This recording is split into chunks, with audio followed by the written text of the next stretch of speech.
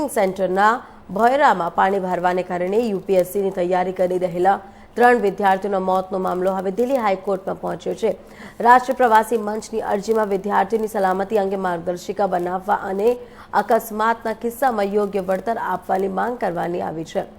અરજીકર્તાએ પીઆઈએલમાં દિલ્હી સરકાર, એમસીડી અને રાઉ આઈએસ કોચિંગને પક્ષકાર બનાવ્યા છે, જેમાં હાઈકોર્ટના નિવૃત્ત જજની દેખરેખ હેઠળ આ ઘટનાની તપાસ કરવાની માંગ કરવામાં આવી હતી। આ સિવાય અન્ય રાજ્યોમાંથી આવતા વિદ્યાર્થીઓની સુરક્ષાને લઈને પણ માર્ગદર્શિકા બનાવવાનું કહેવામાં આવ્યું છે। એમસીડીએ ભોયરામાં ગેરકાયદેસર રીતે ચાલી રહેલા 13 કોચિંગ સેન્ટરને સીલ કર્યા છે, તેમજ સંસ્થાઓ પર નોટિસો ચોંટાડી તેમજ જવાબ માંગવામાં આવ્યા છે। પોલીસે કોચિંગ માલિક અભિષેક ગુપ્તા અને સંયોજક દેશપાલ સિંહની ધરપકડ કરી અને તેમને દિલ્હીની કોર્ટમાં રજૂ કર્યા, જ્યાંથી તેમને 14 દિવસની ન્યાયિક કસ્ટડીમાં મોકલવામાં આવ્યા। તે જ સમયે દિલ્હી એલજી વીકે સક્સેનાએ ડિવિઝનલ કમિશનરને મંગળવાર સુધીમાં રિપોર્ટ સોંપવા કહ્યું છે। मेरा नाम पुनीत सिंह है। मैं यहाँ पे ओल्ड राजेंद्र नगर में रहता हूँ और यूपीएससी की कोचिंग कर रहा हूँ।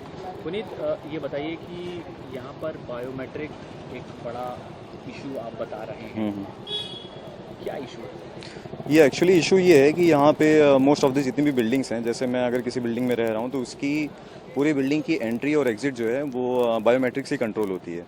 तो उसमें कैसे है कि, और हमारा मतलब कंसर्न ये है कि अगर सपोज़ कुछ इमरजेंसी हो जाती है, आग लग जाती है या कैसे भी कुछ कोई भी इमरजेंसी हो जाती है, तो पूरे बिल्डिंग में कोई भी बालकनी नहीं है, कोई बिल्डिंग में कोई भी ऐसी जगह नहीं है कि अगर हम लोग किसी को इमरजेंसी नंबर पे कॉल करते हैं, कोई आता है कि हम लोग को रेस्क्यू कर लो, तो रेस्क्यू करने का उनके पास कोई ऑप्शन नहीं है। क्योंकि इमरजेंसी की वजह से कि अगर वो गेट के पास कोई इमरजेंसी होती है तो हम लोग अगर ऊपर हैं तो हम लोग नीचे आ नहीं सकते, और अगर कोई बाहर है तो वो अंदर आ नहीं सकता क्योंकि बायोमेट्रिक की वजह से वो लॉक हो गया है।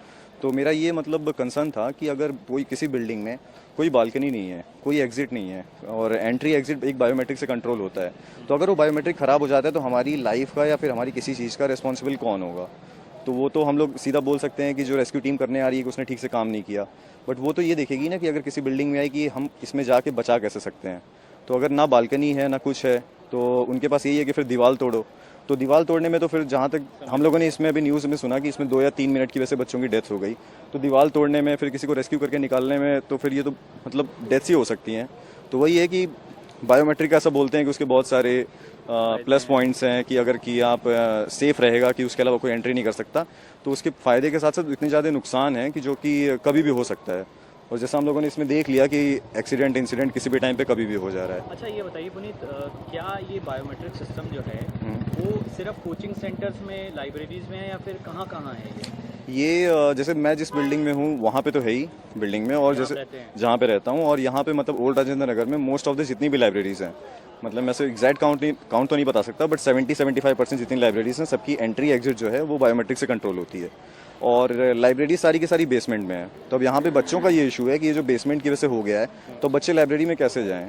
कि पीजीज वगैरह, रूम्स वगैरह में भी है ऐसा? रूम्स में इन द सेंस कि फ्लोर पे है, जैसे पूरी बिल्डिंग की एक ही एंट्री एक ही एग्जिट है वहाँ पे है, तो अगर फ्लोर्स 4 हैं तो एंट्री एग्जिट एक ही हो गया। बट कुछ बिल्डिंग्स हैं जिसमें बालकनी है तो उसमें सेफ है कि चलो अगर कुछ हो गया तो बच्चे बालकनी में आ गए या रेस्क्यू हो गया।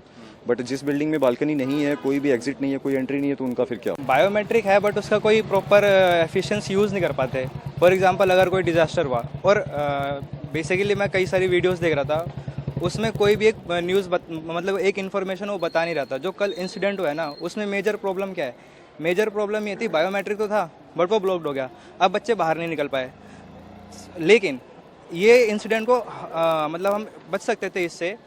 एक प्रॉब्लम ये है कि जो सर्विस लेन है ना, बैक साइड में जितने भी बिल्डिंग्स बड़ी हैं उसमें सर्विस लेन है, वहाँ पे कोई एग्जिट नहीं है। इन केस अगर बायोमेट्रिक तुमने लगा रखा है हमारी सेफ्टी के लिए, वो ठीक है, बट यही हमारी सेफ्टी एक सबसे बड़ा कंसर्न बन गया था इस इंसिडेंट में। तो सबसे पहली चीज़ तो बायोमेट्रिक लगाओ, लेकिन बायोमेट्रिक के साथ साथ उसका एक अल्टरनेटिव भी होना चाहिए। क्यों? क्योंकि बायोमेट्रिक का जो मैग्नेटिक फोर्स है, अब नॉर्मल बंदा धक्का दे के नहीं तोड़ सकता, उसको नहीं कर सकता। तो जब भी कोई डिजास्टर हुआ तो नहीं सामने वाला बंदा अंदर आएगा ना अंदर वाला बंदा बाहर जा सकता, वहीं पे ब्लॉक हो जाते हैं वो। ठीक है, तो बायोमेट्रिक लगाओ, लेकिन साथ में अल्टरनेटिव भी होना चाहिए। बेस्ट अल्टरनेटिव ये है कि जो सर्विस लेने या जो बैक साइड है बिल्डिंग का, वहाँ पे एक ना एक तो एग्जिट पॉइंट होना ही चाहिए। तो क्या यहाँ पर ऐसा नहीं है? यहाँ पे मोस्टली जो सर्विस लेन है वहाँ पे एग्जिट पॉइंट नहीं है। जैसे जो if I take the name Rao IAS, जो कल जहाँ पे इंसिडेंट हुआ, वहाँ पे यही सबसे बड़ा इशू था कि वहाँ पे एग्जिट सर्विस लेन में एग्जिट नहीं था। सेकंड, जो अदर जैसे इस जहाँ मैं अभी खड़ा हूँ उसके बगल में एक सर्विस इंस्टीट्यूट है, मैं नाम नहीं लूँगा, उसके बगल में सर्विस लेन है, बट वो सर्विस मैं 2 साल से यहाँ रह रहा हूँ, देख रहा हूँ, वो 2 साल से ब्लॉक थी। रिसेंटली उसको अभी खोला है, बट वो सर्विस लेन की जो मतलब विड्थ है वो कितनी है? सिर्फ इतनी होगी। अब ये बताओ, अगर भगदड़ मचती है तो इस इतनी सी विड्थ में कैसे बंदा निकलेगा? तो ठीक है,